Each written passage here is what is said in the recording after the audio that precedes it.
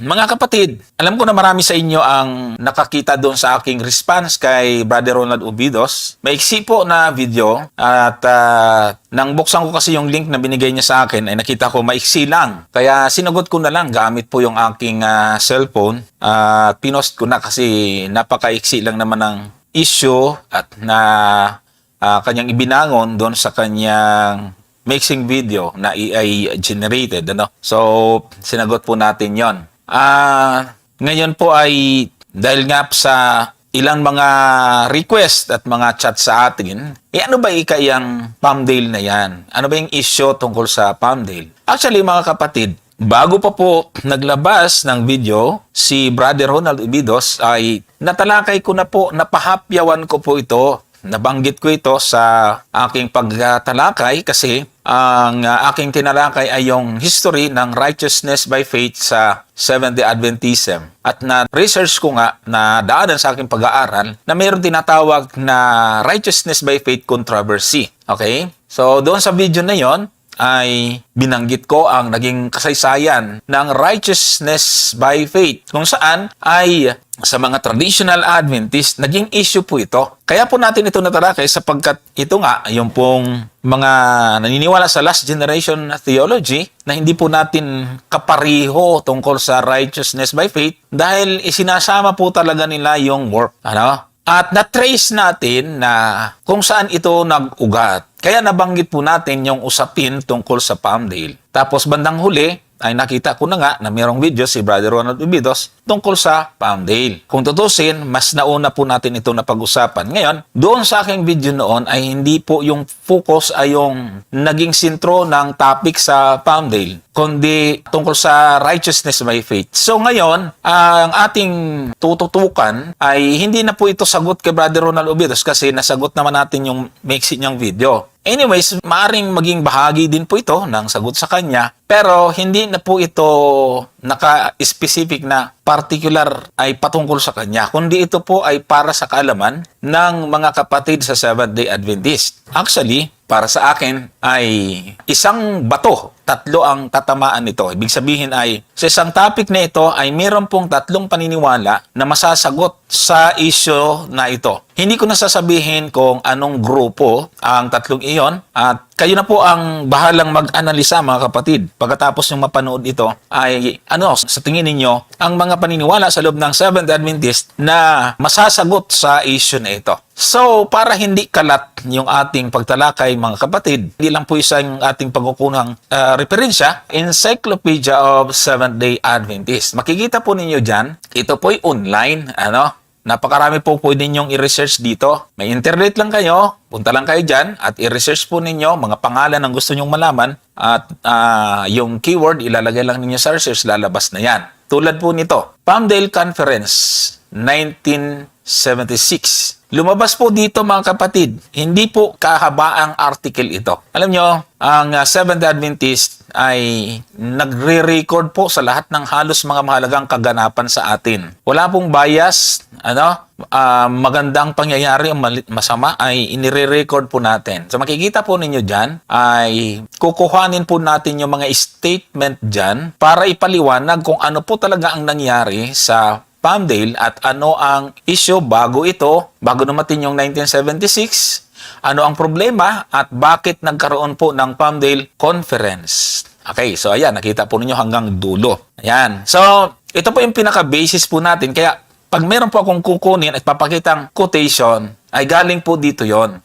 Para hindi tayo maganong mahaba, ay pinili at ipapaliwanag ko sa inyo ang pinakabuod ng kasaysayan na naganap doon sa Palmdale. So, ang una ko pong babasahin ay ito. Ayan. Sabi rito, the meaning of the Pauline expression, righteousness by faith, did the biblical praise refer only to justification or did it also include sanctification? Yan yung question, mga kapatid. At kaya ang tanong ay, kung ano pa talaga ang nangyari sa Palmdale? So itong article ang nagsasabi na ang conference ay tinawag dahil sa isang mainit na tanong or issue. At ito po yung question.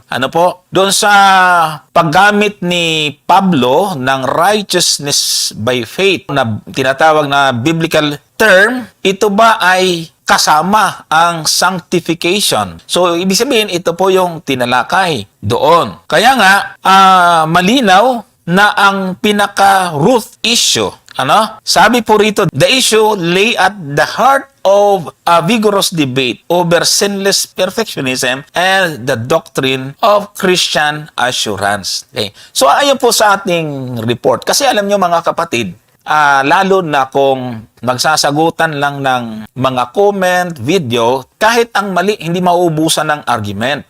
Walang katapusan yan. Kaya lang sa ating pong panig bilang mga Seventh-day Adventist, ganito po ang dapat ilagay natin sa isipan. Meron po tayong record, meron po tayong statement, at dyan lang po tayo dapat manghawakan. Kung meron kayong maririnig na statement na galing po sa iba, kanila ho yun. Kaya nga ang akin pong ibinabahagi sa inyo ay yung pong totoong report, ulat na mababasa po sa ating Encyclopedia of Seventh-day Adventists. So, ibig sabihin dito, ang core problem ay ito. Kung ang righteousness by faith ba ay justification lang o kung ito ba ay pinagsama yung justification at sanctification. Alam niyo po kasi mga kapatid at mga taga-subaybay, kapag ka ang righteousness by faith ay magkasama, ang justification at sanctification ay lalabas po na ang righteousness by faith ay nangangailangan ng work. Kasi sa pagtuturo po ng Seventh-day Adventist, ang justification by faith, wala po talaga siyang kinalaman sa work. Nagtataka na nga lang po tayo kasi meron po tayong mga kapatiran na ipinipilit po na sa justification by faith, merong work po talaga. Alam nyo, pag sinabi nating work, ito po yung meritorious, yung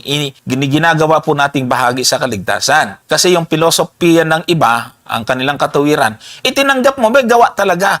Meron po talagang gagawin, may action. Pero hindi po yun considered as work for salvation. Kaya nga ang tawag po natin doon ay hindi po siya meritorious work. Hindi po siya ibinibilang na bahagi doon sa ating pagkaligtas. So, sa madaling salita, ay nililinaw po natin mga kapatid na sa atin, sa justification ay wala ho talagang kinalaman ang gawa po dito. Kaya lang, sa panahong yon, bago pa ang Palmdale, ang 1976, ay meron na pong pagkakahati sa pagitan ng mga Seventh-day Adventists. Yung po naniniwala sa perfectionism, kasi ang sanctification ay may gawa po doon. Sa sanctification, kasi ito po yung fitness to heaven. Ibig sabihin, pagiging angkop sa langit ng uri ng pamumuhay. So, andun yung bunga. Ngayon, kapag isinama po yun, lalabas na sa justification, may work. Lalabas na ang righteousness by faith, may gawa. So, ito po naging issue, mga kapatid. So, yung konteksto po rito ay sinless perfectionism at saka yung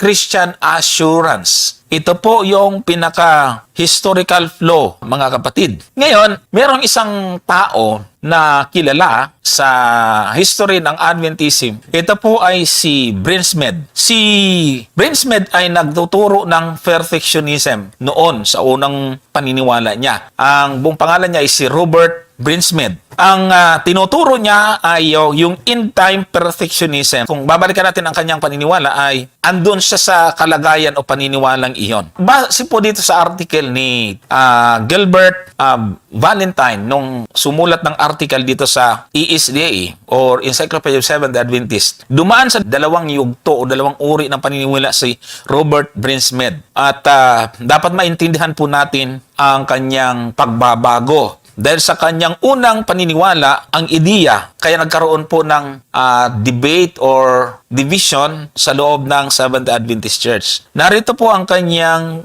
unang turo, no? Yung may kinalaman sa Sanctuary Awakening. Ito ang original na turo ni Brinsmead na itinuring na unorthodox, okay? Or lihis sa traditional doctrine. Okay? Ang sentro kasi nito ay ang tinatawag na end-time sinless perfection. Yung turo ni Brinsmead noon ay ito po ay naka-align sa turo ni M.L. Andreasen. At ginagamit ito ni Brinsmead yung last generation theology ni M.L. Andreasen. Ngunit ang ano lang nito ay dinala niya ito sa mas radical na antas.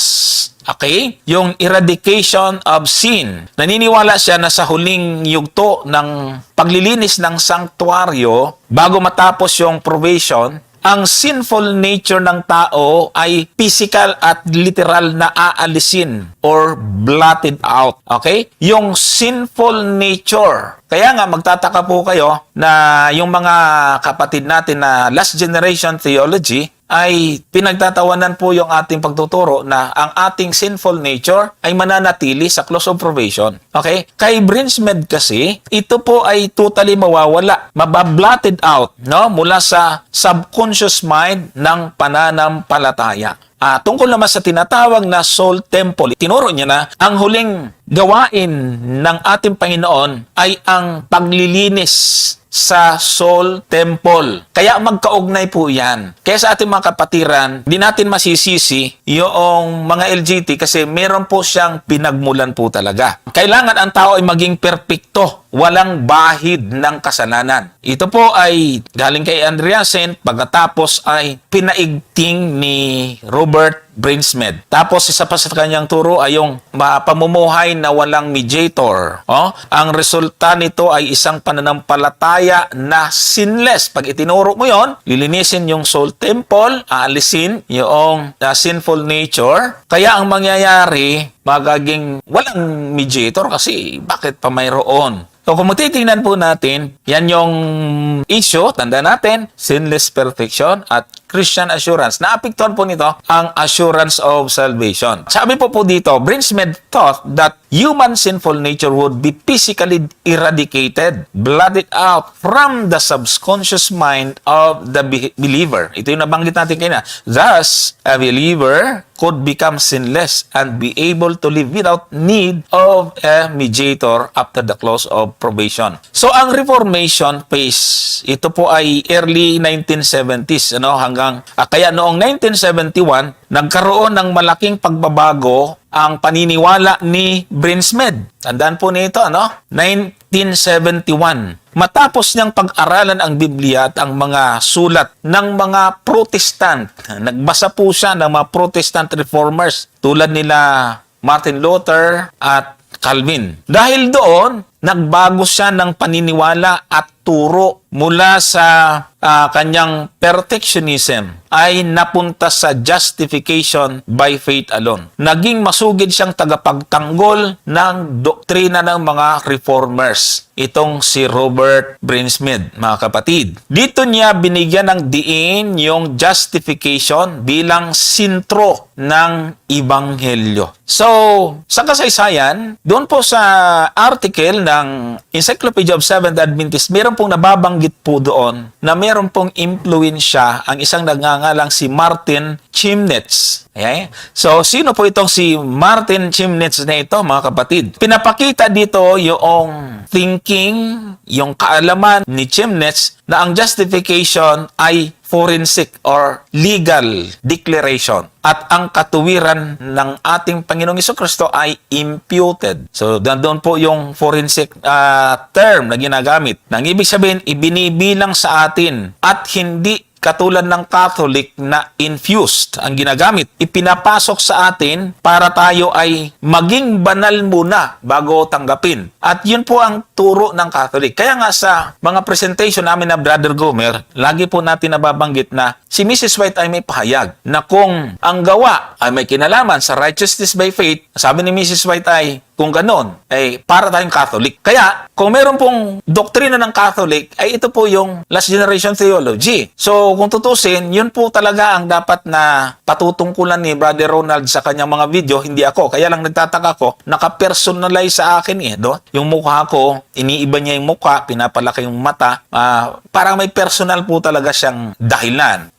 Na kung tutusin, hindi ko naman to doktrina. At saka mali po siya dahil nga yung kanyang atake ay hindi ko paniniwala, kundi ayun ay paniniwala ng mga last generation theology. So dito makikita po natin yung impluensya nitong taong ito, si Martin Chemnitz. Sabi dito, in 1971, Brinsmed abandoned his esoteric ideas of perfectionism. He became a strong advocate of justification by faith, presenting it as a core teaching of the 16th century Reformation. Ayan. So ang tanong ngayon ay, bakit nagkagulo? Ba't nagkaroon ng kalituhan sa Seventh-day Adventist? Take note mga kapatid, yung division, yung pagkakaiba, ay before 1976. Kasi kay Brother Ronald, noong 1976, nagkagulo. Dito sa ating pinag-aaralan, doon na-resolba. Kaya mali po yung atake, okay? So, dito nagmula yung kalituhan, mga kapatid. Bakit? Kasi noong si Brinsmed ay naging kampanya para sa justification by faith, ang mga traditionalists or historic Adventists sa loob ng church ay naging mapagduda, naging parang konting kilos ay merong problema, parang ganon. Naging mapagsuspitsya sila. Kasi ang akala po nila, mga kapatid, ang pagbibigay diin sa justification by faith na walang gawa ay pagtuturo daw ito ng chief grace. Kaya mga kapatid, makakarelate kayo ng sobra dahil lumalabas din po ngayon yan doon sa mga kumakalaban po sa amin na grupo ng Adventist. Ginagawa daw chief grace, kukuya-kuya-kuy na lang, wala nang gagawin para maligtas. Actually, 1971, pinag-uusapan na po nila at binibintang na po yan sa nagtuturo ng righteousness by faith. Kasi pakiramdam nila, binabaliwala yung kautusan. Kami po ngayon, pinagbibintangan kami na anti-obedience. Ganyan na po noon. Pag nagturo ka ng righteousness by faith, anti-nomos ka na, anti-law. Ganon ang dating. So, hindi po yan nakakapagtaka, mga kapatid, kasi noon pa ay issue na yan. So, dahil dito, ang mga itinuturing na scholar na sila Desmond Ford at Edward Happenstall ay naipit sila sa gitna. Pero sinuportahan po nila ang pananaw ni Brinsmed tungkol sa justification dahil ito po ay nakita po nilang biblical. Kaya lang, ang masaklap, inakusahan sila ng mga traditionalist na sinisira yung Adventist identity. Kaya ngayon, makikita po ninyo na merong mga kapatiran na nagagalit po sa amin. Hindi na raw po kami Adventist. Nangyari na po yun doon. Doon sa mga presentation namin ni Brother Gomer, ay sinasabi ni Mrs. White na not 1 in 100 na makakaintindi ng righteousness by faith. Biruin mo yan. Wala sa 100 na nakakaintindi. Kaya hindi po nakakapagtaka na pag itinuro mo ang righteousness by faith ngayon sa church, masama ang tingin sa'yo at hindi ka na Adventist. So dito, ganun na po ang akusasyon sa nagtuturo ng righteousness by faith that time. Sinisira daw nito ang Adventist identity tungkol sa kahalagahan ng pagsunod. Sa madaling salita, itong si Brinsmed, mga kapatid, na dati ay perfectionism or LGT, ay nagbago. Napunta po siya sa pagiging masugid na pagtaguyod ng justification by faith. Ngayon, nung maglaon, ang turo nga niya ay may assurance of salvation dahil sa perpektong ginawa ng ating Panginoon doon sa cross para sa atin. Okay? Kaya hindi rin po kayo magtataka na sa mga last generation, sa mga LGT, ay hindi po sila tiyak, hindi pa sasabihin, hindi pa tayo ligtas ngayon. Okay, doon ay nakikita po natin, kailan pa ito nagsimula yung ganitong paniniwala? 1971. Okay, kaya mahalaga po ito, mga kapatid. Ito pa, sabi po rin sa article na yon, human sinful nature would be physically eradicated. Thus, a believer could become sinless and be able to live without need of a mediator after the close of probation. So, ibig sabihin, may idea na darating yung point na magiging totally sinless ang believer at hindi na kailangan ng mediator. Ito ang foundation ng tensyon. Lumala, mga kapatid. Bakit? Lumabas po at naging kilala po ito si Heppenstall. Ayan, tinuro po niya yung grace. Ang sabi niya, sinless people do not need grace. Kung magiging sinful ka na, as in wala, ay hindi mo kailangan yung biyaya. Ay alam naman natin, mga kapatid, na hindi ho nag-i-expired yung biyaya. Lagi po nandyan yan. At kung kailan nagana ang kasalanan, ay nananaga ng lubha ang biyaya. Yan ang sabi ni Apostol Pablo. So ngayon, kung as in sinful ka na, bago pa yung close of probation, ay di wala ng grace. So isa pa, itong si Heppenstall at saka si Ford. Si Ford naman, ang emphasis niya, Ford emphasized that justification by faith was the cardinal meaning of righteousness by faith. Okay, so ito makikita po natin, mga kapatid. Malinaw ang point niya. So kung sasabihin magiging totally sinless, ito ay hindi kailangan yung grace, sabi ni Heppenstall. So doon pumapasok ang misunderstanding ng justification by faith. So ano po ang nangyari? Sa article na ito ay ganito. While Ford emphasized justification. He did not undervalue sanctification nor separate the two, though he did distinguish between them. So malinaw po dito ang pinaka-crucial line na binabanggit po dito ni Ford, at sabi pa, idugtong natin ito, justification address the relationship of being righteous by faith, and this was the ground for sanctification as the inevitable fruit of the life of faith. So malinaw. Ano ang naging problema, mga kapatid? Ito po ay taong 1973. Noong bumalik si Ford sa Australia, ay karugtong sa sinabi po dito sa ating article, the discussion of perfection and the meaning of righteousness by faith was much more pluralized. So ang ibig po sabihin ng panahong iyon, mga kapatid, doon pumasok sa eksena si Martin Chemnitz. So sino nga po itong si Martin Chemnitz po, mga kapatid? Si Martin Chemnitz ay isa sa theologian sa kasaysayan ng Protestantism. Kilala siya bilang parang tinatawag po siyang Martin Luther II. Sinasabi po nila kung hindi dahil kay Martin Chemnitz ay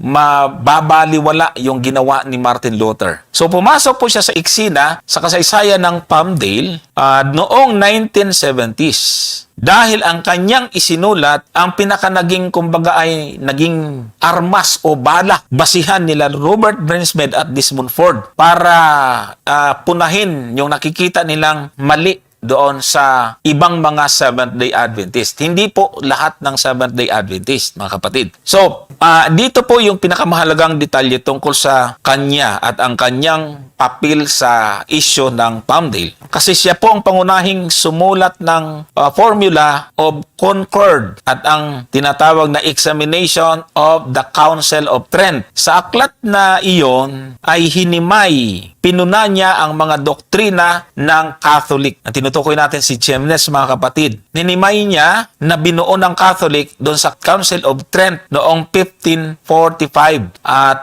1563. Ayan. So, paano nga po siya naipasok, mga kapatid, sa Adventism, si Chemnitz? Ayon sa article na ito na binabasa po natin, ay ginamit yung aklat niya ni Robert Brinsmead at ni Ford sa pamamagitan ng kanyang magazine na The Present Truth. Okay, sabi po dito, Brinsmead had introduced into the debate through his magazine Present Truth the writings of the second generation 16th century Lutheran reformer Martin Chemnitz, the use of the Chemnitzian framework to discuss the issue sharply polarized the Adventist debate. Okay. So, naging framework or salamin si Chemnitz that time para makita ng mga Adventist scholar kung anong kanilang turo ba ay naka-align sa Protestant or Catholic. Kaya lang, hindi po ito nangyari noong 1976, kundi before. So, naging issue po ito. Ano po ba yung pinaninindiganan ng Adventist? Sa Catholic or sa Protestant? At naging framework yung aklat ni Chemnitz. Ginamit ito nila Brinsmead at Ford, yung mga mensahe doon para ipakita na dapat ayusin ang mga Seventh-day Adventist. Kaya dito, may mga Adventist teachers, mga kapatid. So dito, ang mga Protestant na pananaw ay galing kay Chemnitz ay ang justification ay forensic. Ibig sabihin, ang katuwiran ni Kristo ay imputed, ibinigay sa iyo, galing sa labas. Okay? Hindi po galing sa loob o na nag-effort. Galing ito po sa labas at ibinihis sa iyo. At ito po ang basis of salvation. Yan po ang ibig sabihin. Samantalang ang Catholic na pananaw, ayon pa rin kay Chemnitz, ay pinaghalo sa pamagitan ng infused, ay pinaghalo. Dito ang katuwiran ni Kristo ay infused or ipinasok sa atin upang baguhin ang ating ugali. Yan po ang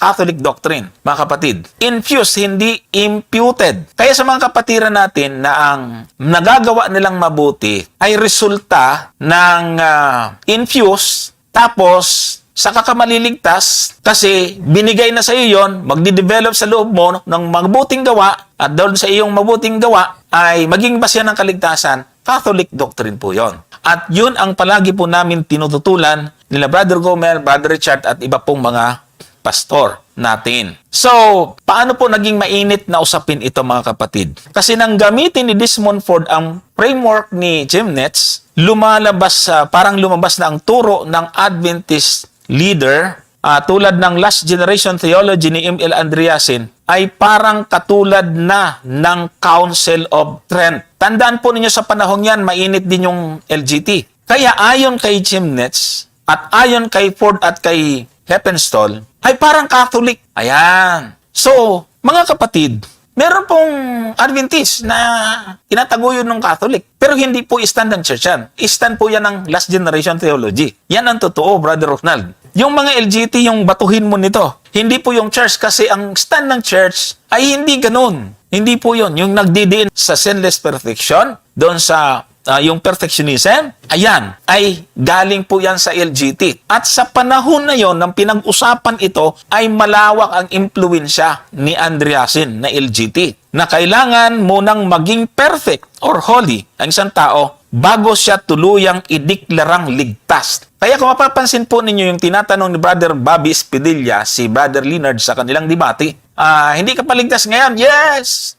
100% hindi ka ligtas? Yes! So, yun po, kumpirmado. Pero pag kami, ay may assurance of salvation. Kaya nagkamali ng bato si Brother Ronald, hindi po ako yung inyong kakalabanin. Sila, mga kilala mo din yan, mga LGT advocate. Kaso, pinersonal mo akong nang approach na hindi naman yon ang aking paniniwala. Kapatid, you are barking in a wrong tree, ano? Dahil dito po nagkaroon ng matinding polarisasyon, sabi nga rito. Ang grupo ni Ford at Brinsmed ay sinasabing nila na bumalik tayo, sa Catholicism. Ang tinutukoy yung paniniwala ng LGT. So kapag sinasama ang sanctification sa righteousness by faith, Catholic belief yan. So ang paniniwala ngayon ni Brother Ronald Obidos, ganun yung doktrina ng church, ay hindi Kaya nga yung ginawa ni Brother Ronald na chart, yung salvation, justification, sa Catholic ay infused, sa Adventist, infused din, sa Protestant,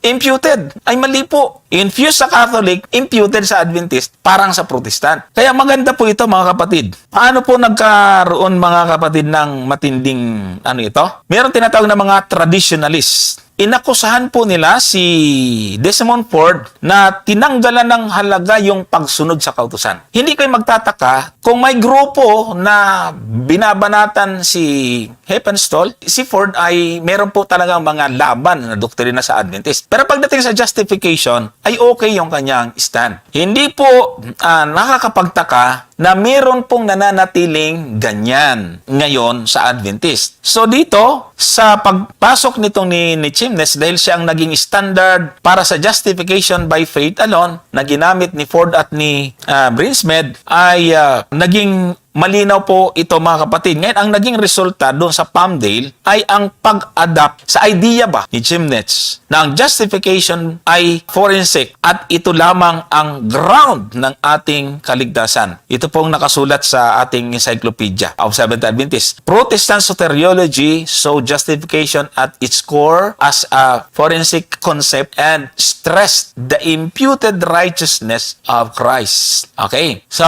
ito yung mahalagang contrast mga kapatid. Samantala, Catholic expression, used imputed and imparted righteousness together and thus made sanctification part of the ground of salvation. Ayon. Mahalaga po ito mga kapatid kasi kapag hindi po tayo familiar dito, malilito po talaga tayo. At marami pong mga Adventists na ang sanctification ay ground of salvation. Ang ground of salvation is yung justification. Ang sanctification ay fruitage of salvation. Pero pag hindi tayo maingat dyan, ay akala natin ground of salvation ang sanctification, therefore, tama sa Catholic nga. Kaya lang, ang pinanghawakan na stand ng Adventist sa pangkalahatan, hindi po sila magkahiwalay. Closely related, pero distinct. So, meron pa po dito, hindi ko na ilagay.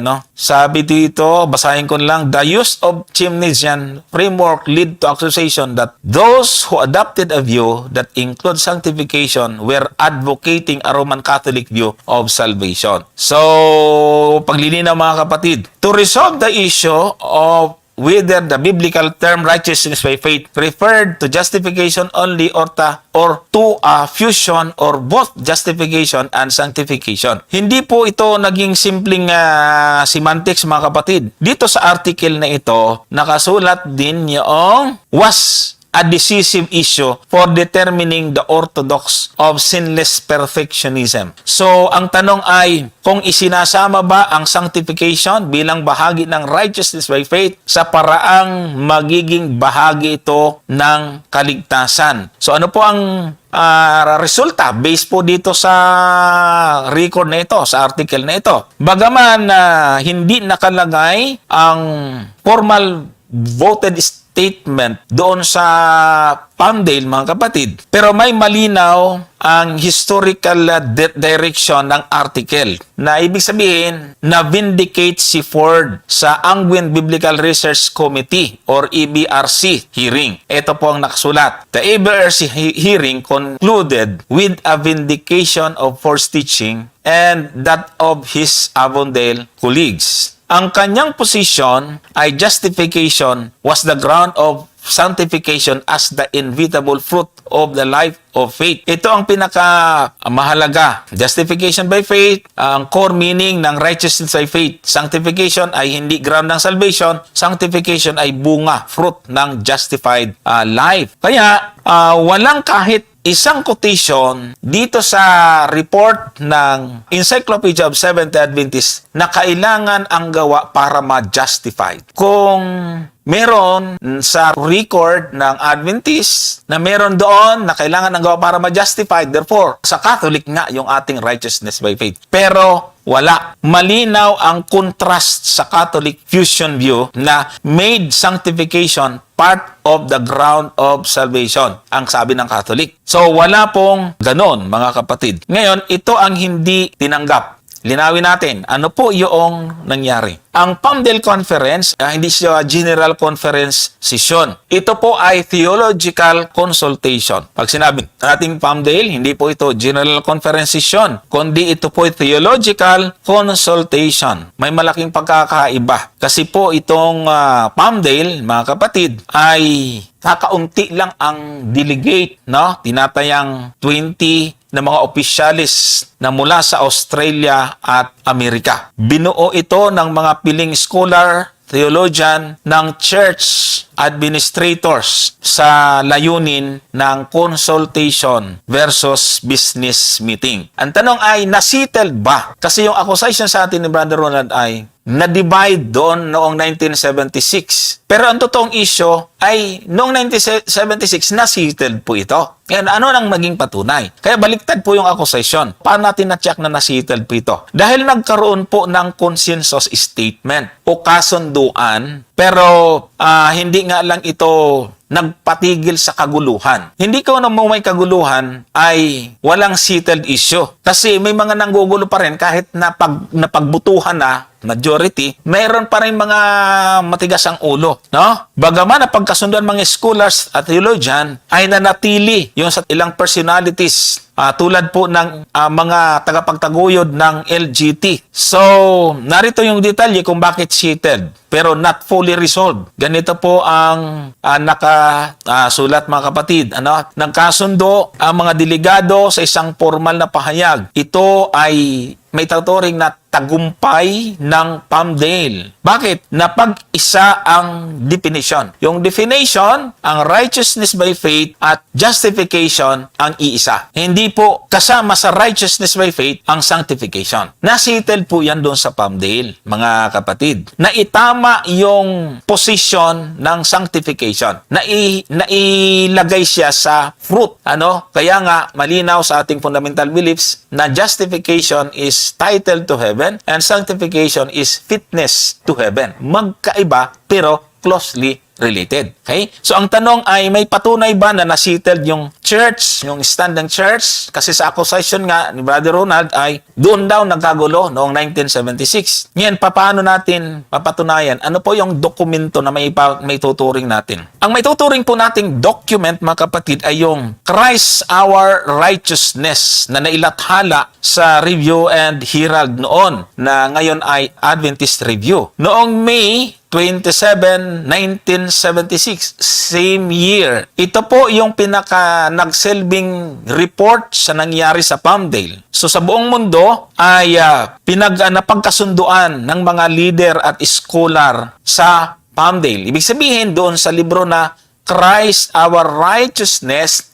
nagsilbi itong matibay na dokumento kung ano ang naging resulta doon sa Palmdale. Okay? So narito ang mahalagang detalye tungkol sa dokumento na ito. Ano po yung laman, no? Yung core content. Yung dokumento na ito ang naglatag ng consensus na nabanggit dito sa ating article. Nilinaw nito ang tatlo. Ayan. Ito po yung nakikita po ninyo dyan. 1, justification by faith. Ang core meaning ng righteousness by faith. Ang sanctification ay hindi ground ng salvation. Ang sanctification ay fruit ng justified life. Ayon. So, malinaw dito mga kapatid. Ngayon, bakit ito? Ano ang naging mahalagang epekto po nito? Dahil po doon sa Palmdale na sinasabi ni Brother Ronald na na-divide. Actually, pagkatapos ng Palmdale at nung lumabas po yung Christ Our Righteousness, naging dahilan kung bakit naging malinaw ang statement ng Seventh Adventist na nakasulat sa sa 28 Fundamental Beliefs or yung number 10.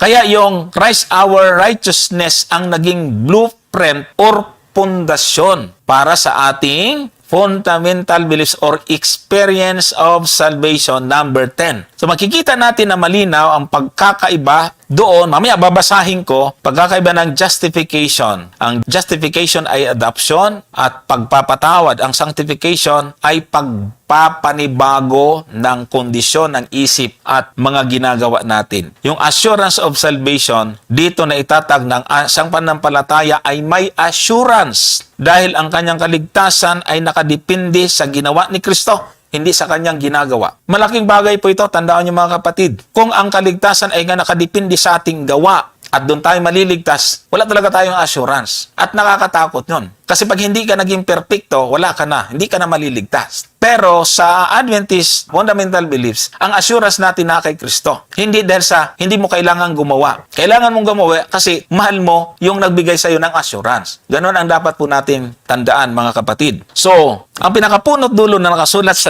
document, yun ay based sa historical record at sa report na ito.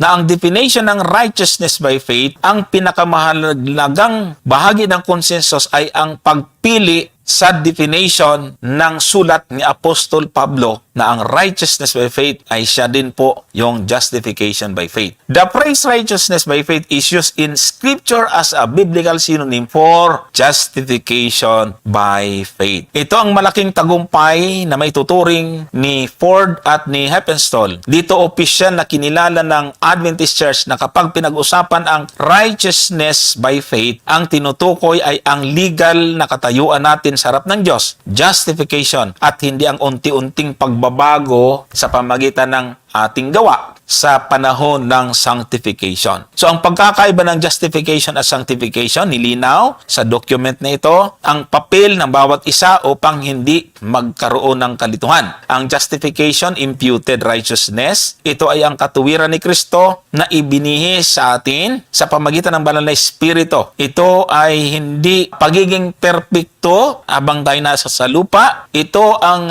nagbibigay sa atin ng fitness to heaven, yung sanctification. Nagiging karapat-dapat, namumuhay tayo ng akma sa langit. Samantalang, yung justification ay title sa langit. Okay? So, ang ground, o yung tinatawag na ground versus fruit, yung ugat at saka yung bunga. Nakasulat din sa consensus ang sagot sa tanong tungkol sa gawa. Okay? Justification is the ground of our acceptance with God. Sanctification is the fruit of the acceptance. The phrase righteousness by faith is used in Scripture as a biblical synonyms for justification by faith. Natitsak po natin na ito'y settled. Kasi nga, pagdating sa fundamental beliefs, kung may aatakihin dapat yung mga former Adventists ay doon sa fundamental beliefs. Huwag doon sa history, mga kapatid. So, yung pinaka-document natin, mga kapatid, ang naging malinaw sa standang Adventist na hindi tayo ililigtas sa pagitan ng pagiging perpekto, ang katuwiran ni Kristo, yung justification ay sapat para sa ating kaligtasan. Ang pagsunod natin sa utos ay resulta or tugon natin sa pag-ibig ng Panginoon. Hindi po ito bayad papunta sa langit. So, ang tanong ay, bakit hanggang ngayon parang hindi settled? Actually, may consensus, may pinagsang-ayunan, panalo na. Kaya lang,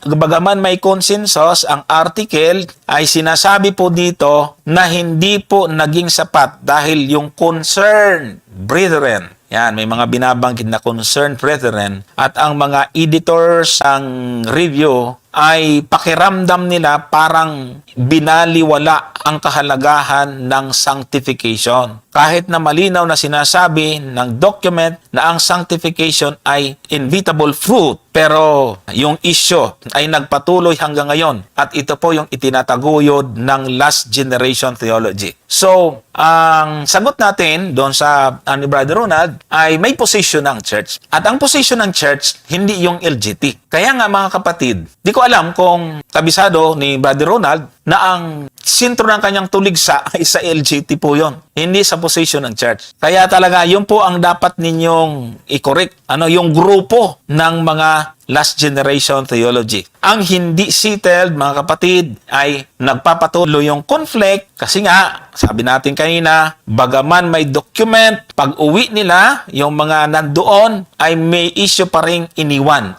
Actually, sabi po dito, yung personal, ayon sa article, may mga concerned brethren at mga editor ng review, katulad po ni Kenneth Wood, na hindi kumbinsido. Pakiramdam niya ay masyadong pumanig ang nangyari kay Desmond Ford. Kaya maraming galit ngayon kay Desmond Ford, mga kapatid. May tinatawag na diplomatic language. Bakit? Kasi pinakiusapan nila ang mga faculty ng Avondale College kasama si Ford na gumamit ng dialect na mas maudaling maunawaan ng mga karaniwang kapatid upang hindi sila maiskandalo. Kaya nagpatuloy yung agitation. Ang grupong anti-Ford ay hindi tumigil. Ayon dito sa article na to, unhappy, ang pagkabanggit dyan, unhappy with the outcome of the ABRC hearing. The concerned brethren continue to agitate against Ford and Avondale. Kaya sumulat sila sa General Conference President that time, si Robert Person, para ireklamo si Ford. So ang trahedya, mga kapatid,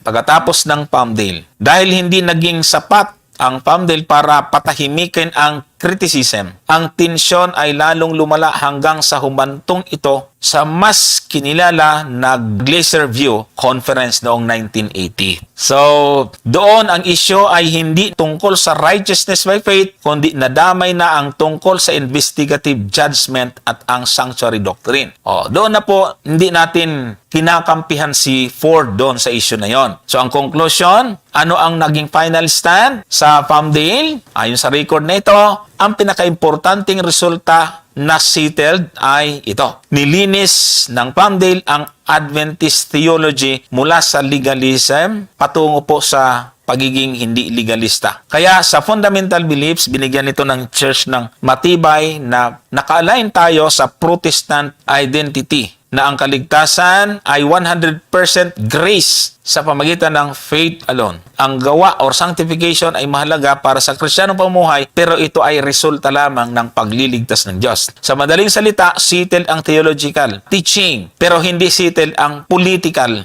relation or issue sa magkabilang kampo sa loob ng SDA Church. Pero may pinagkaisahan. Ibig po sabihin, ang kaguluhan, bago pa ang Palmdale, ay mas matindang tensyon. Pagdating sa Palmdale, nabawasan. Naging maliit na lang. Ngayon, so kasi na-settled nga po yon. Nakatulong ito kaya naging malinaw sa Adventist fundamental beliefs para i-clarify ang relationship ng justification at sanctification. I-avoid ang legalistic perfectionism. i-protect ang doctrine of assurance. We are justified by faith. We are sanctified by the Spirit. Obedience is fruit, not ground. So ito po mga kapatid ang result ng tinatawag po nating Palmdale Conference. Okay? Paalala, hindi po doon sa 1976 na divide, kundi doon ay na-settled. Kaya lang, siyempre, normal yan sa tunay na bayan ng Diyos na mayroon pong mga ayaw, may mga tutol, may mga kontra. Pero hindi ko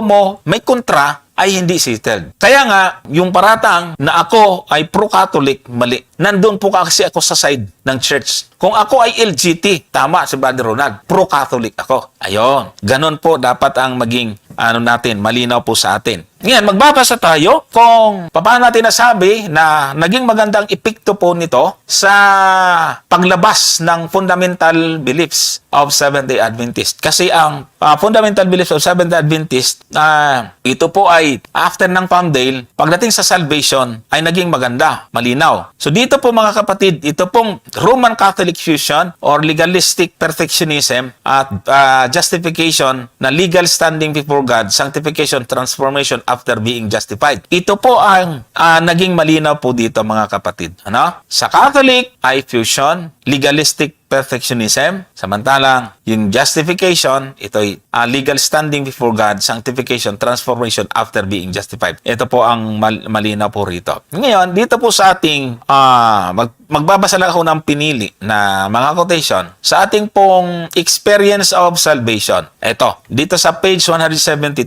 Ang sabi po dito, even what we do in response to Christ's saving love cannot form the basis of our acceptance with God. That acceptance is identified with the work of Christ in bringing Christ to us. The Holy Spirit brings that acceptance. So makikita po natin kung paano gumawa ang Panginoon sa atin. Na kahit na nga po yung pagtanggap natin, ang sabi po dyan, mga kapatid, kahit na ang ating ginagawa bilang tugon sa pagliligtas ng pag-ibig ni Kristo ay hindi maaaring maging batayan ng ating pagtanggap sa Diyos. So ang pagtanggap na iyon ay ang nakikilala na ito'y gawa din ni Kristo sa pagdadala sa atin ng banal na espiritu patungo sa ating Panginoon. Ito po ang malaking problema ngayon mga kapatid. Marami ang hindi ito matanggap. Kaya problema kasi nakasulat ito ng malinaw sa ating fundamental beliefs pero hindi po ito matanggap ng ating mga kapatid. Kaya nga, kung nasundan sana ni Brother Ronald, ipinagtatanggol namin, Brother Ronald, yung stand ng Protestant, ng Church Evangelical. Hindi po yung Catholic. Yung pong mga kumakalaban sa amin, mga kapatiran din sa loob, ayun po yung tumatama o tinatamaan ng inyong tuligsa.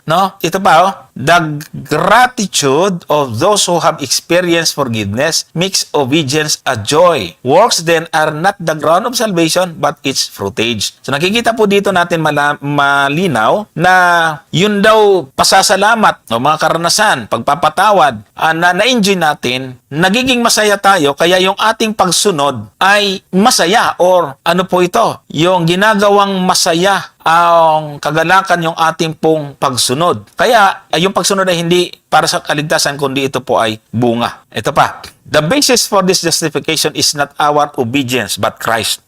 So dito, wala pong ganito sa Catholic. Ito po yung nasa malinaw sa ating fundamental beliefs. For through one man's righteous act, the free gift came to all men, resulting in justification of life. By one man's obedience, many will be made righteous. Romans chapter 5 verse 18. Okay, so ang batayan, sa pag-aaring ganap ay hindi yung ating pagsunod kundi si Kristo. Ito po mga kapatid. Ito po ang masaklap kasi meron po akong nakita na mga post ng ating mga kapatiran na hindi po talaga ito matanggap. Kaya kung nagkataon na ang stand ng buong church ay katulad ng stand ng mga LGT, ay sa Katoliko nga talaga ang Seventh Adventist Church. Mabuti na lang, ang position ng church ay hindi position ng last generation theology. Kasi kung nagkataon, mga kapatid, na ang position na niyakap ng church ay ang LGT, tama sa Brother Ronald. Catholic nga ang Seventh Adventist Church. At ang kagandahan po noon ay hindi. Kaya purihin ang Panginoon dahil na hindi po tayo nasa posisyon ng Catholic. We We can contribute nothing to Christ's gift of righteousness. We can only receive it. No one other than Christ is righteous. Independent human righteousness is only filthy rags. Di bira pong mabigat itong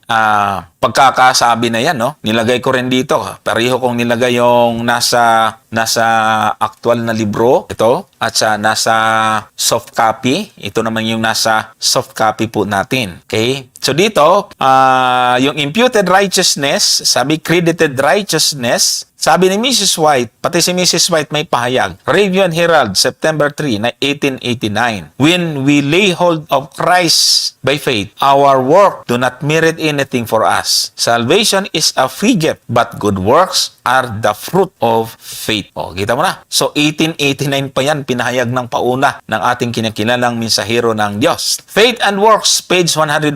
Christ's righteousness is imputed to the believing sinner, and he is declared to be righteous before God because Christ has been made His righteousness. So, hindi po infused. Doon po, Brother Ronald, mali po kayo, no? Hindi po infused. Imputed. At iyan po ay mismong si Mrs. White ang may sabi. Ano pa? Steps of Christ, page 62. If you give yourself to Him and accept Him as your Savior, then, sinful as your life may have been, for His sake, you are accounted righteous. Christ's character stands in place of your character, and you are accepted before God just as if you had not sinned. Biro mo, pinagpalit yung pagiging matuwid ni Kristo, inilagay po sa iyo, tapos yung kasalanan mo, yun ang napunta sa ating Panginoon. Nagkaroon po ng palitan. Napakaganda po ng ating pong doktrina. As the sinner drawn for the power of Christ approaches the afflicted cross and prostrates himself before it, there is a new creation. A new heart is given him. He become a new creature in Christ Jesus. Holiness finds it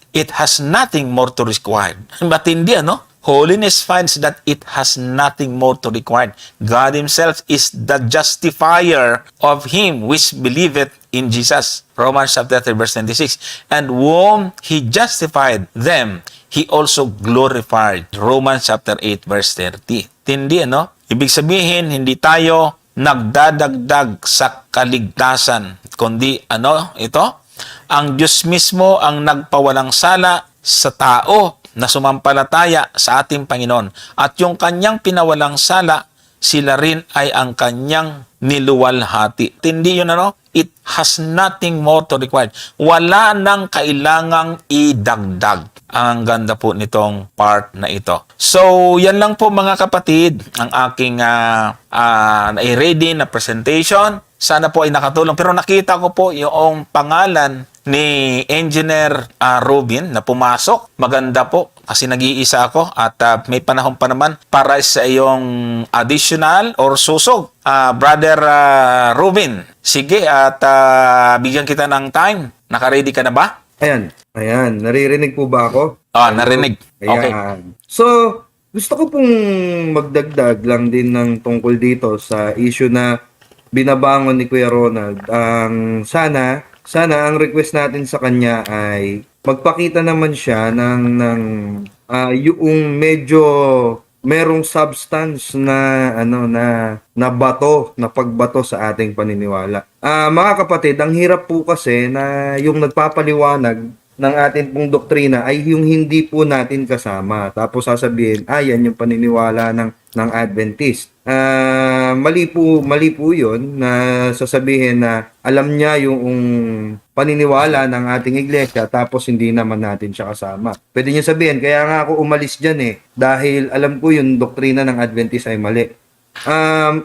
Siguro kaya ka umalis dito kasi hindi mo talaga naintindihan yung doktrina ng ating iglesia. Sinasabi mo na yung Palm Day ay walang na-attain or hindi ito ang lunduan ng Palm Day ay confusion among the Adventists. Actually, mali. Isa nga po sa pinakamagandang naiproduce o bunga ng Palm Day ay yun pong binasa ng ating kapatid na si Kuya Johnson. Ako po ay babasa dito sa Christ Our Righteousness na naisulat po doon po sa Review and Herald, May 27, 1976. Ito po yung binabanggit ng atin pong Kuya Johnson kanina, na ito pong Palmdale, no? Palmdale Conference ay hindi po ito general conference session, no? Magkaiba po 'yon. Kundi ito po ay theological consultation, no? Tungkol po sa paniniwala, specifically, yun pong ano ang ibig sabihin ng righteousness by faith, no? Yun gaya ng binanggit ni Kuya Johnson, di ko nababanggitin 'yan. Pero ito po, we agree that when the words righteousness and faith are connected, no? Well, kung connected daw yung faith and righteousness in scriptures, reference is to in scripture, reference is to the experience of justification by faith. God, the righteous God, declares righteous the person who believes in Jesus and repents. Sinful though he may be, he is regarded as righteous because in Christ he has come into a righteous relationship with God. This is the gift of God through Christ. At kung inyo pong paghahambingin itong statement na ito, at doon po sa paniniwala ng Reformation or ng Protestantism, specifically yun pong binabanggit ni Martin Luther na paniniwala, ay ito rin po talaga yun pong batangan-tangan ng Protestantism.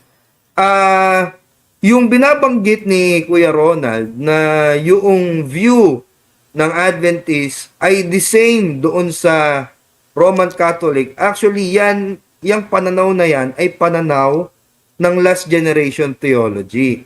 Kasi kung inyo pong titignan at akin po itong babasahin sa aklat na isinulat ni Larry Kirkpatrick na Cleanse and Close, page 56, sa aklat na Cleanse and Close, page 56, ang sabi ni Larry Kirkpatrick na isang LGT proponent ay obedience, yun daw pong pagsunod, is both necessary and causative for salvation. No? Yun daw pong obedience is necessary, kinakailangan. At yung obedience din ay magiging dahilan kung bakit ang isang tao ay maliligtas. Ang sabi niya pa dito, to say that something is causative for salvation means that without it, salvation is not caused. Ngayon, kaninong obedience ito yung binabanggit niya? Actually, ito ay obedience ng tao, hindi obedience ng ating Panginoong Hesukristo. Kasi, ang sabi niya dito sa page 66, salvation in two parts. May dalawang parts daw yung salvation. God designed the salvation plan with two parts, Dalawa daw yung parts, sabi ng LGT proponents na si Larry Kirkpatrick. Yung objective element is entirely outside of us. Yan yung ginawa daw ni Jesus. Jesus lived and died in our place. The subjective element is entirely within us. We must choose to accept all that is meant by His life and death. All the merit toward my salvation comes through Jesus. His merit is valuable enough to save me, but this is only the objective portion of the two part. Ang kasunod, ang sabi niya, yung subjective element, eto, my obedience is also necessary. Sa madaling salita, yung objective and subjective element, alin yon? Yung objective, yung ginawa ni Kristo. Yung subjective, yun naman yung pagsunod mo. Yun daw ang bunga nun, salvation. Mali. Kasi yan yung view ng Catholic. Sa Catholic, yung sanctification ay dagdag pogi points para sa justification. Ganun kasi sa kanila Para ikaw ay mas tumindi, mas gumanda yung yung justification mo, kailangan mo magtrabaho para magpatuloy na gumanda yung justification mo. Or ikaw ay ma-justify. Dito sa LGT, yung subjective element ay nandoon before the salvation. Mali yun. Kasi nilinaw yan ng Journal of Adventist Theological Society na yung subjective element ay after ng, after yan na ikaw ay ma-justify. Bakit? Kasi yun binabanggit doon po sa ating 28 fundamental belief, yung obedience is only a fruitage of salvation. Katunayan, ang sabi dito sa ating 28 fundamental beliefs, no? Eto, babasahin ko lang po mga kapatid ha.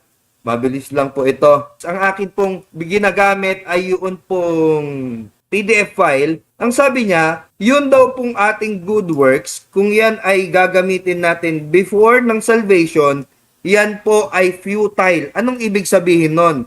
Yan ay futile. Yun daw ating gawa, futile yan sa salvation. Ibig sabihin, wala yan mararating. Kung as far as salvation is concerned, no? Walang mararating yung ating gawa. Bakit?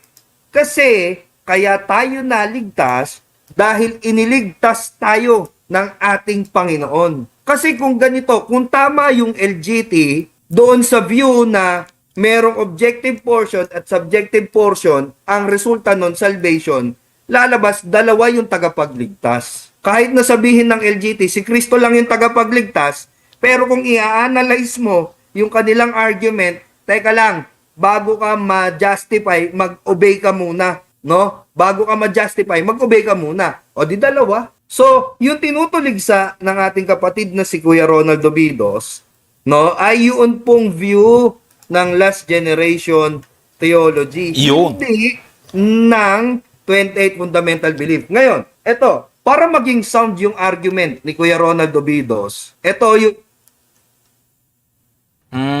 Teka, mga kapatid, nawala po si engineer. Okay.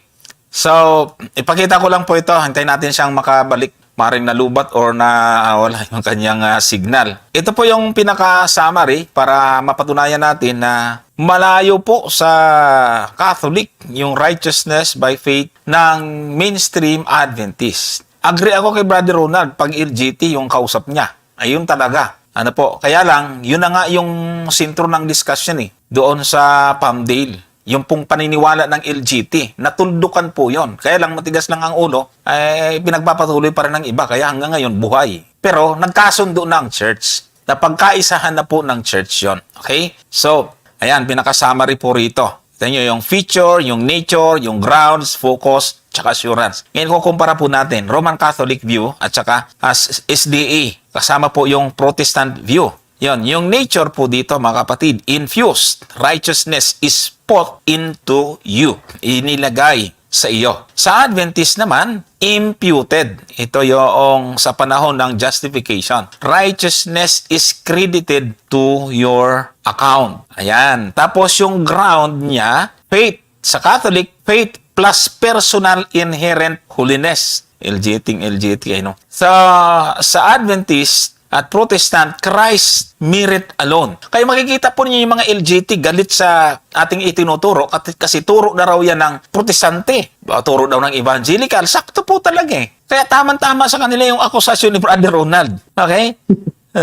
So, yung focus po dito, sa Roman Catholic, yung focus on the believer's inner transformation. O hindi ba ganyan yung LGT? O Catholic talaga yung LGT. Samantala sa Adventist, on Christ's finished work at the cross. Si Kristo yung gumawa, mga kapatid. O ngayon, pagdating sa assurance, uncertain, depends on your performance. Okay, Andreasin Samantalang sa ating pong fundamental beliefs, certain, based on the perfection of Christ. Kaya maliwanag po dito mga kapatid, ng righteousness sa theology ay may dalawang tinatawag na sanctification at justification para sa kanila, sa Catholic. Sa pananaw ng Catholic, sa Council of Trent, ang justification at sanctification ay magkasama o fuse doon sa ibinuhos. Ipinasok magkasama, mga kapatid. So, ang turo ng righteousness ay ibinuhos o infuse sa loob mo para kang isang baso na unti-unting pinupuno ng kabanalan. Yan, ganun. Ibinubuhos. Ang resulta, hindi ka pwedeng ituring na ligtas hanggat hindi puno. Kung ganun ang mangyayari. Brother Robin. Hanggang hindi ka puno, hindi ka paligtas. Ayan talaga naman, mga kapatid. Kaya nga, naengganyo akong talakayin ito para matulungan na rin ang mga nakiki-LGT na hindi naman talaga nila alam yung LGT. Okay? Yeah. Grace plus work. No? Biyaya plus yung character, yung mapiperfect na character. Ano yung risk dito? Kapag nagkasala ka, nababawasan yung righteousness kasi hindi mo na perfect eh. Kaya, Nadinig ko sa debate ko yan eh. di ba? Kaya kailangan mo, sa Catholic, kailangan mo ng sakramento. Yo. Ganun sa Catholic eh. Wala naman tayong ganyang turo. Yeah. O kaya walang assurance of salvation. Samantala, sa atin, mga kapatid, yung ating pong inadapt na righteousness by faith, imputed. Ito yung ipinaglaban sa Palmdale noong 1976. Naniniwala ang majority at ang nagkaisa na tayo ay na-justified, mga kapatid, na hiwalay sa gawa. Wala pong kinalaman yung gawa.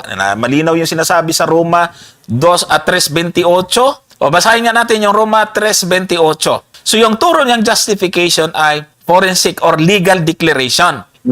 Ibinilang sa atin, imputed. Ano yon? Ang perpektong katuwiran ni Kristo. Kahit makasalanan tayo, kapag tinanggap natin ang ating Panginoong Yesus, tinitingnan tayo ng Ama na parang hindi nagkasala dahil binalabalan tayo ng righteousness ng ating Panginoon. Ito ang nakasulat sa Roma 3:28. Kaya nga, may papasya natin na ang tao ay inaaring ganap sa panampalataya na hiwalay sa mga gawa ng kautusan. So ito po yung tinanggap po natin, mga kapatid. Hindi po ito tanggap ng LGT. Ewan ko kung tanggapin nila yan. Maganda pagka tinanggap nila yan. Hindi natuto na. So, sa turo naman ng sanctification, ito po ay bunga. Dahil mahal natin ang ating Panginoon, binasa natin sa fundamental beliefs kanina, na ini-enjoy natin yung ating pagsunod. Ginagawa natin siyang kagalakan. Hindi po natin tinatrabaho para maging matuwid tayo sa harap ng Diyos. Kaya po, hindi man aminin po ng iba, marami po na ang paniniwala nila, magiging matuwid sila dahil sa kanilang performance, mga kapatid. So, pagdating sa assurance, ay ligtas tayo dahil sa ginawa ni Kristo, hindi doon sa mga gagawin pa natin. Malaking bagay po ito, mga kapatid. Maniwala ko kayo. Huwag nyo lang isara ang inyong isipan, puso, mga kapatid. Yung ginawa, kaya ngayon salita ni Pastor Brian, na doon tayo itinuturing na matuwid sa ginawa ni Kristo. Ang problema, dinugtungan, di wala na pala tayong gagawin. Di ko kuya-kuyakin lang. yung ginagawa ko natin, mga kapatid, hindi po yung pagiging matuwid sa atin. Pananampalataya lang. Ang ating ginagawang mabuti ay hindi po para maging matuwid tayo, maging banal tayo sa harap ng Diyos, kundi ginagawa po natin yung kagalakan dahil sa ginawa ni Kristo. Dapat ganon. So, ang sagot po doon sa Palmdale, mga kapatid, ang Palmdale Consensus ay malinaw. Ang basihan or ground ng ating salvation ay si Kristo lamang. Ang kabanalan or sanctification ay ebidensya na tayo ay ligtas na, pero hindi ito pambayad or passes papunta sa langit. Okay, so yan. Okay, ba't ka naputol? Jenner, sige. Naputol na lobot yung laptop ko, kuya. Actually, gagaling ko lang kasi din sa labas. Ako ay may Bible study. Binabati ko yung aking mga Bible student. At syempre, yung aking Bible student na si Architect Claudine Nepomuceno, binabati ko. Good evening sa inyo. Sana nakakatulong ito sa atin pong karagdagang pag-aaral sa atin pong 28 fundamental beliefs. Yan, meron akong bina-Bible studyan ngayon at maganda naman ang kanilang response, isang buong pamilya at saka si Architect Lodin. So, patuloy tayo. So, yun nga, no, Kuya Johnson. Dito, nakikita natin na talagang yung ating pagtutuwid ay ngayon, sa panahon ngayon, as far as my memories is concerned, so yung pagtutuwid natin, dalawa kalaban natin eh. Isang nasa loob, isang nasa labas. Iyon nga. Totoo. Ang pakaganda ng discussion mo kanina at discussion natin ngayon kasi hitting two birds with one stone tayo. No? Talagang nasasagot natin yung katanungan ng ating mga kapatid at nasasagot din yung katanungan ng ating dating kapatid. Ngayon, katunayan, yung binabanggit ni Kuya Ronald Obidos na pastor na ngayon, na hindi sinagot yung challenge. Actually, sinagot na natin to. Pangalawa na nga ito sa same issue. At yung unang challenge natin, yun ang hindi niya sinagot. Kung pinanood niya talaga. Ngayon, ang pangalawang challenge ko, ako personal ko na challenge sa kanya kasi yamang ayaw niya naman umarap ng debate. Maganda na para magkaroon ka ng sound argument, no, sa aming mga Seventh-day Adventist at saka matibay na argumento talaga, ang gibain mo yung 28 fundamental beliefs. Yun. Wag yung historical background ng aming mga doktrina. Yung kasing 28 fundamental beliefs, pinanday na ng panahon yan eh. No? Sa amit-saring mga theological discussion na nangyari noong mga nakaraan, ito yung bunga, yung 28 fundamental beliefs. Diyan ka kumuha ng argumento mo. Sabihin mo mali ito, Yo. ano yung pananaw mo, alin yung sa pananaw mo na mali ito. Wag yung mga wag yung paano nabuo. Kasi doon talaga, Oo nga. paano nabuo, makakakita ka talaga doon na as if, hindi tama o hindi align sa Protestantism. Kasi nga, pinag-aaralan pa lang eh. Pinag-aaralan pa lang. Kaya makakakita ka talaga doon. Yan. Yung kagandahan sa iglesia namin, kaya Ronald, very transparent kami. Kahit yung mga against, no, at saka yung pro and against, isinusulat yan, nilalathala yan. Kaya napakaganda. Kaya nga ewan ko ba kung bakit yung sinasabing kulto, napakaganda nga ng aming iglesia na yun yung blessing ng aming church. No? Lahat kami may kakayaban, may karapatan ng pag-aral, binigyan kami ng kalayaan sa tamot-saring libro ang ipinagkaloob sa amin. And yun nga, the blessing and the curse of being Adventist. Ano naman yung curse? Narito, katulad ng mga LGT, that is the curse of being an Adventist. Bakit? Kasi dahil nga sa kalayaan na ibinigay, iba yun na pag-aralan nila ngayon. No, that's the blessing and the curse of being Adventist. Pero, ganun pa man, kasama yan sa history ng aming pagbuo ng aming pong doktrina, Brother Ronald, no? Sa kaalaman mo lang, yun yung aking pamanhik para naman masabayan mo yung aming discussion, no, yung aming pinag-uusapan dito. Maganda. Ako alam mo yan na anong meron doon kung paano binubuo yung doktrina ng Seventh-day Adventist Church. No, so back to you, Kuya Johnson. Thank you po. Okay, so tingin ko ay naibigyan natin yung mahalagang impormasyon, mga kapatid. Malaking bagay po ito kasi habang binabasa ko po yung record ng ating Encyclopedia of Seventh-day Adventists ay nakikita ko po kung gaano kahalaga na maiparating ito sa ating mga kapatiran. At hindi tayo magtataka kung bakit mayroong grupo ng Last Generation Theology, actually kasagsagan ng kainitan ng turo ni Andreasen. I-promote nga ito ni Brinsmed no? Nung dati pa, bago siya nag-change ng view, bago siya nagbago at naging promotor ng justification by faith, ay LGT po ang position niya, mga kapatid. No? So, pag nakita at na-check natin ito, ay kitang-kita natin kung bakit may ganito ngayon sa church. So, ang punto dito, ang issue sa Palmdale noong 1976 ay nagkaroon ng konsensus, na settle po yon. Pero may individual na makulit na ipinagpapatuloy pa rin. Yan po yung LGT.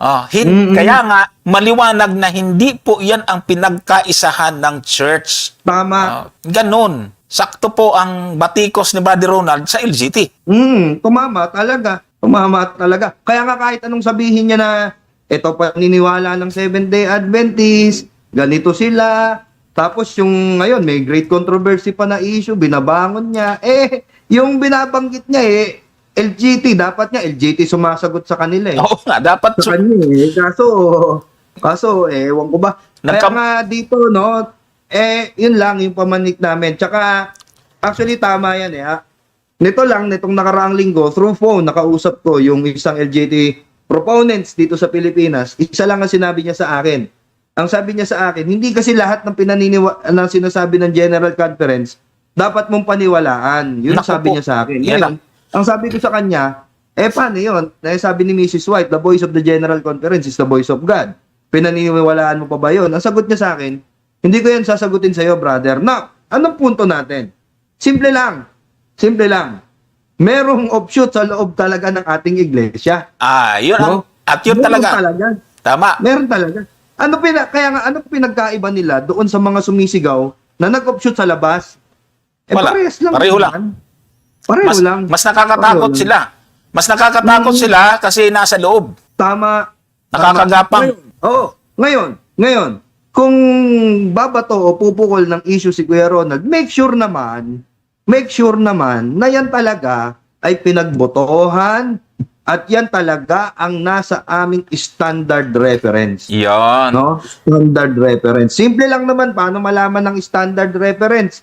yan ay introduce at ipinamahagi o kumbaga yan ay prinomote ng aming General Conference. Basahin mo, alam mo naman yan, alam mo yan na paano gumamit ng standard reference sa loob ng iglesia. Ngayon, kung nakakalimutan mo na, yun ang problema.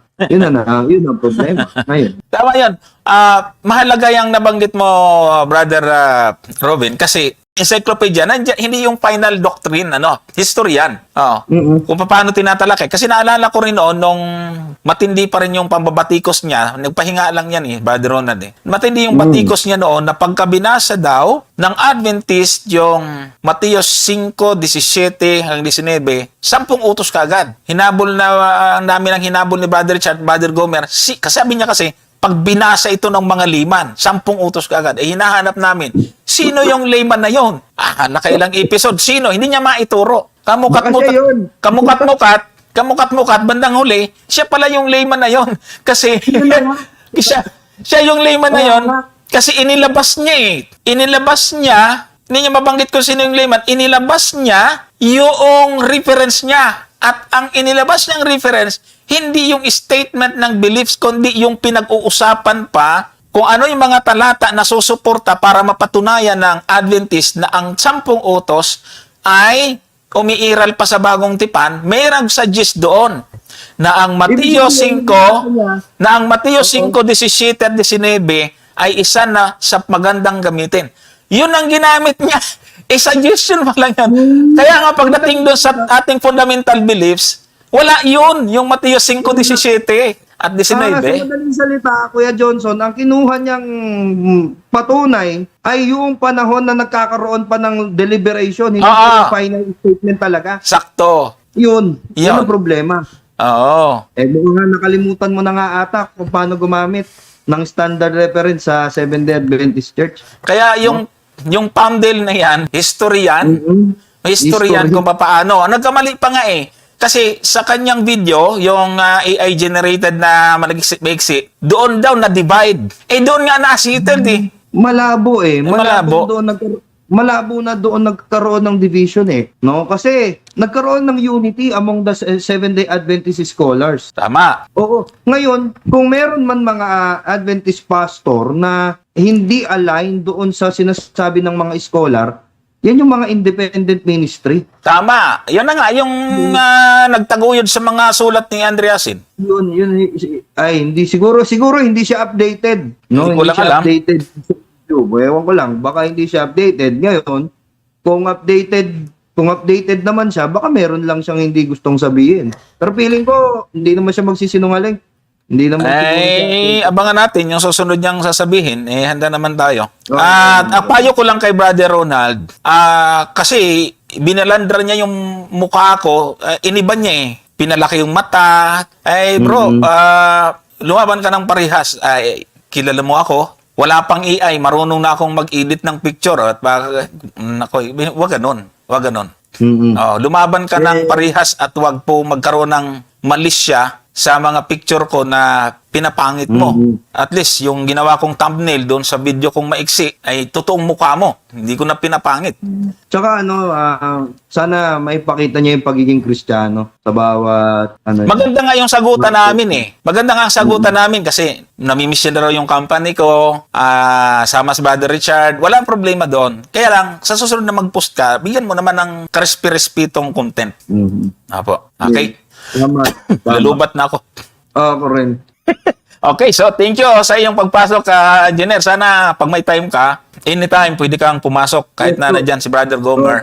Opo. I-update lang kita sa mga susunod na topic. Kaya lang, bukas ay pwede pa tayo mag-uusap ng pwede natin topic, samantalahin natin. Dahil pagdating ng Wednesday, sa last na live namin ay sa Hope Channel, Wednesday na madaling araw ay tatakbo na kami papuntang Cebu. At 2 weeks po kami doon. Siyempre kasama yung biyahe, halos 3 weeks po yan. Yun ang magandang evangelism talaga. Sige. Okay, thank you, Engineer. At thank you po sa lahat ng mga nanood din sa YouTube. Thank you din po sa inyo.